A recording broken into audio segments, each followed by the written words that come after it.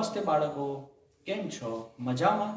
આસપાસમાં આપણે ગઈ વખતે 11મો પાઠ આપણા વાહનો વિશે ઘણી બધી આપણે વાતો કરી હતી. અલગ અલગ બાળકોએ પોતે કરેલી મુસાફરી તેમજ પોતે અલગ અલગ વાહનોમાં જે મુસાફરી કરી એ બાબતો વિશે પણ આપણે શીખી ગયા.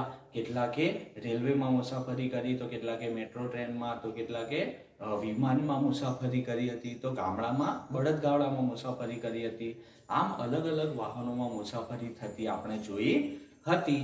આજે પણ આપણે વાહનો વિશે બીજી કેટલીક બાબતો શીખવાનો પ્રયત્ન કરીશું. વાહનોના ઉપયોગો વગેરે આપણે શીખવાનો પ્રયત્ન કરીશું. ઘરેથી કેવી રીતે જશો?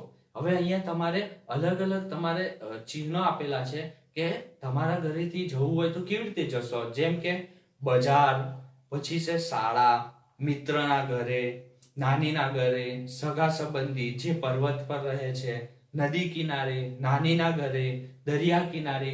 આ બધી જગ્યાએ જો તમારા ઘરેથી જવું હોય તો તમે શેનો ઉપયોગ કરશો? એના વિશે તમારે જાતે વિચારવાનું છે અને લખવાનો પ્રયત્ન કરવાનો છે કે કેવી રીતે તમે જશો.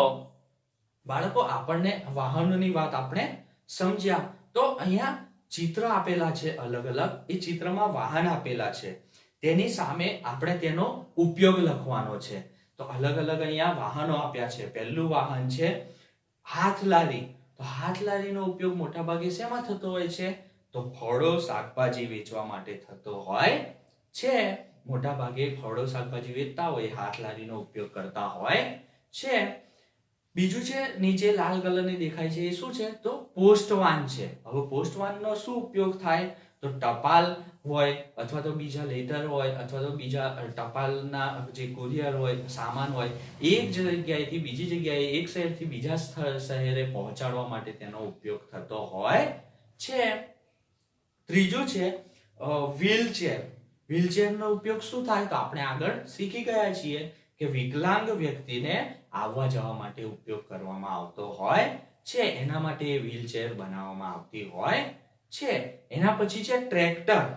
તો ટ્રેક્ટરનો ઉપયોગ શા માટે થાય? તો ખેતર ખેડવા માટે. જ્યારે ખેડૂત હોય એ ખેડૂત ટ્રેક્ટરનો ઉપયોગ ખેતર ખેડવા માટે કરતો હોય છે. તેનાથી ખેતર ખેડાતું હોય છે. બસ, તો જમીન માર્ગે મુસાફરી કરવા માટે. એના નીચે છે એમ્બ્યુલન્સ. તો એમ્બ્યુલન્સનો ઉપયોગ શું હોય છે? બીમાર અને ઈજા પામેલા વ્યક્તિને દવાખાને લઈ જવા માટે તેનો ઉપયોગ કરવામાં આવતો હોય છે. આ સિવાય પણ આપણે ઘણા બધા એવા વાહનો છે કે જેનો અલગ અલગ ઉપયોગ થતો હોય છે. એના વિશે તમારે વિચારવાનું છે. તો બાળકો, અહીંયા નીચે કેટલાક વાહનોના નામ આપેલા છે. તેની બાજુના વાહનના પૈડાની સંખ્યા લખવાની છે અને તેનો ઉપયોગ લખવાનો છે. જેમ આપણે ઉપયોગ લખ્યો એમ નીચે પણ આપણે વાહનોના નામ લખેલા છે, એની બાજુમાં પૈડાની સંખ્યા અને તેનો ઉપયોગ લખવાનો છે. તો પહેલું છે બળદગાડું. તો બળદગાડું તમે જોશો તો ખ્યાલ આવશે કે આગળની જગ્યાએથી બળદના પગ હોય છે, એટલે આગળ પૈડાની જરૂર નથી પડતી હોતી, પરંતુ પાછળ એને બે પૈડા આપેલા હોય છે. બળદગાડાનો શું ઉપયોગ છે? તો આપણે આગળ જોયું તેમ ગામડામાં મુસાફરી કરવા, એક જગ્યાથી બીજી જગ્યાએ જવા માટે બળદગાડાનો, ઘોડાગાડીનો વગેરેનો ઉપયોગ થતો હોય છે. તો બળદગાડીમાં કેટલા પૈડા હોય છે? બે પૈડા હોય છે. એના પછી છે રિક્ષા. તો રિક્ષામાં કેટલા પૈડા હોય છે? 3 પૈડા હોય છે. અને તેનો ઉપયોગ શું હોય છે? તો નજીકમાં મુસાફરી કરવા માટે થતો હોય છે. એના પછી છે રેલવે, રેલગાડી. તો 4 થી વધારે રેલગાડીમાં ઘણા જ બધા પૈડા હોય છે. દરેક ડબ્બામાં પૈડા હોય છે. ડબ્બા હોય એટલે એક ડબ્બામાં મિનિમમ 8 થી 10 પૈડા હોય છે. એમ આખા પૂરેપૂરા ડબ્બા, એન્જિન એ બધામાં થઈને ઘણા જ બધા પૈડા હોય છે. અને લાંબી મુસાફરી કરવા માટે તેનો ઉપયોગ થતો હોય છે. એના પછી છે વિમાન. તો વિમાનને આમ તો પૈડાની જરૂર પડતી નથી હવાઈ માર્ગે ચાલવા, પણ એ જ્યારે નીચે જમીન પર આવતું હોય ત્યારે એને લેન્ડ થવા એટલે કે ઉતરવા માટે, જમીન પર પહોંચવા માટે એને બે પૈડાની જરૂર પડતી હોય છે. તો નાના બે પૈડા હોય છે. હવાઈ માર્ગે મુસાફરી કરવા માટે વિમાનનો ઉપયોગ થતો હોય છે. એના પછી છે પેડલ રિક્ષા. તો એના કેટલા પૈડા હોય છે? 3 પૈડા હોય છે અને નજીકમાં મુસાફરી કરવા માટે તેનો ઉપયોગ થતો હોય છે. આમ બાળકો આપણે અલગ અલગ વાહનો જોયા, તેના પૈડા જોયા. એ જ રીતે બીજા પણ આવા કેટલાક વાહનો વિશે તમારે વિચારવાનું છે. એના પૈડા કેટલા હોય છે એ વિચારવાનું છે અને તેનો ઉપયોગ કઈ જગ્યાએ સૌથી વધારે થાય છે તેના વિશે તમારે વિચારવાનું છે. અત્યારે કેવા વાહનોનો ઉપયોગ થાય છે બાળકો? આપણે તો આ વાહનો જોયા, પણ અત્યારે કેવા વાહનોનો ઉપયોગ થાય છે એના વિશે તમારે વિચારવાનું છે. 20 વર્ષ પહેલા કેવા વાહનોનો ઉપયોગમાં લેવાતા હશે? અત્યારથી 20 વર્ષ પહેલા કેવા વાહનો ઉપયોગમાં લેવાતા હશે? તો એ વખતે આટલા બધા વાહનો નહોતા. અત્યારે તમે જોશો તો ઘણા જ બધા અલગ અલગ પ્રકારના વાહનો જોવા મળે છે. તો એ વખતે બહુ જ ઓછા વાહનો હતા. નાના ગામડાઓમાં તો વાહનો હતા જ નહીં. માણસો ચાલીને અથવા તો ઘોડાગાડી, ઊંટગાડી કે બળદગાડા દ્વારા એક જગ્યાએથી બીજી જગ્યાએ મુસાફરી કરતા હતા. વાહનો ન હતા ત્યારે લોકો કઈ રીતે મુસાફરી કરતા? તો આ રીતે ઘોડાગાડી, બળદગાડું, ઊંટગાડી અથવા તો ચાલીને મુસાફરી કરતા હતા.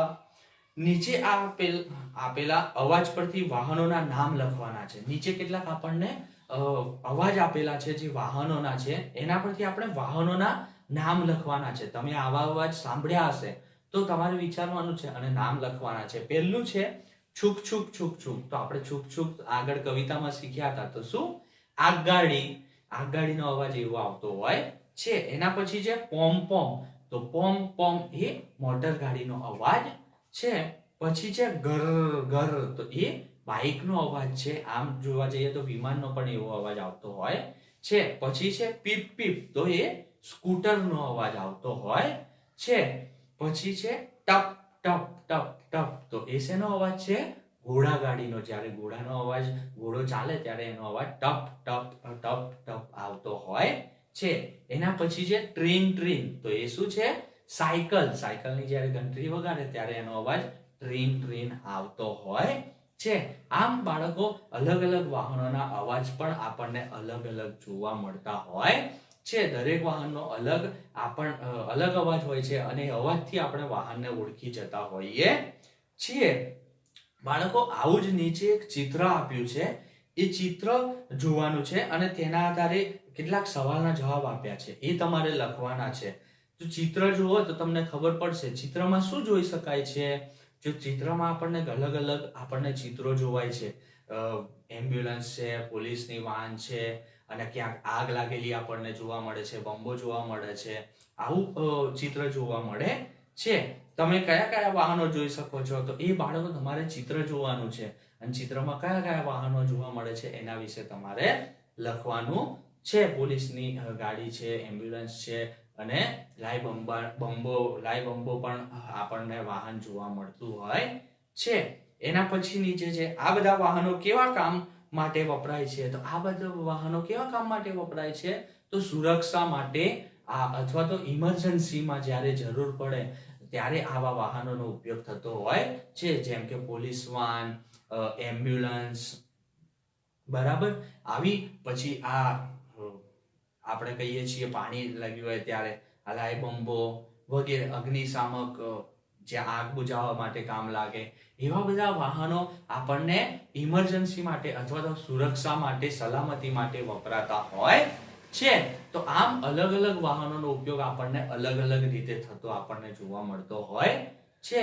આ પાઠમાં આપણને અલગ અલગ વાહનોના ઉપયોગ વિશે આપણને સમજવા મળ્યું કે કયા વાહનો કઈ રીતે ઉપયોગ થાય છે અથવા તો કયા માર્ગે એ આપણને જોવા મળે છે એના વિશે આપણને સમજવા મળ્યું. Thank you.